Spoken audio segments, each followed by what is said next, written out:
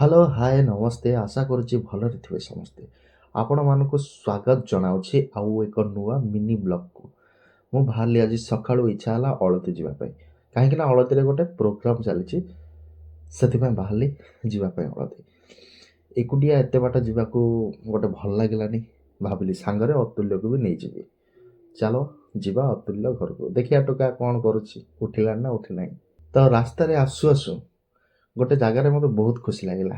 ଏଇଟା ହେଉଛି ମଲ୍ଲିମାହାରା ପୋଲ। ବହୁତ ବର୍ଷର ବ୍ୟବଧାନ ପରେ ଏ ପୋଲଟି କମ୍ପ୍ଲିଟ୍ ହେଇଛି, ଦେଖିକି ବହୁତ ଖୁସି ଲାଗିଲା। ଚାଲ ଯିବା ଅତୁଲ୍ୟ ଘରକୁ। ଆସିକି ପହଞ୍ଚିଗଲି, ଟୋକା ଗାଧୁଆ ପାଧୁଆ ହେଇକି ଚଇନ ଚିକଣ ହେଇକି ପୁରା ରେଡ଼ି ହେଇଗଲା। ଦି ଭାଇ ବାହାରିଲୁ ଅଳତି ଗସ୍ତରେ। ରାସ୍ତାରେ ଯାଉ ଯାଉ ଟୋକା କହିଲା, ଆରେ ବବୁଲୁ ମୁଁ ଖାଇନି, ମୋତେ ବହୁତ ଜୋରେ ଭୋକ ଲାଗିଲାଣି, କ'ଣ କରିବା? ମୁଁ ରାସ୍ତାରେ କ'ଣ ଦୋକାନ ଅଭାବ, ଜଳଖିଆ ଦୋକାନ? ଟୋକା ଓହ୍ଲେଇ ପଡ଼ିଲା। ରାସ୍ତାରେ ଦେଖି ଜଳଖିଆ ଦୋକାନ, ଟିକେ ଉପମା ଆଉ ଘୁଗୁନି ଖାଇବ ବୋଲି କହିଲା।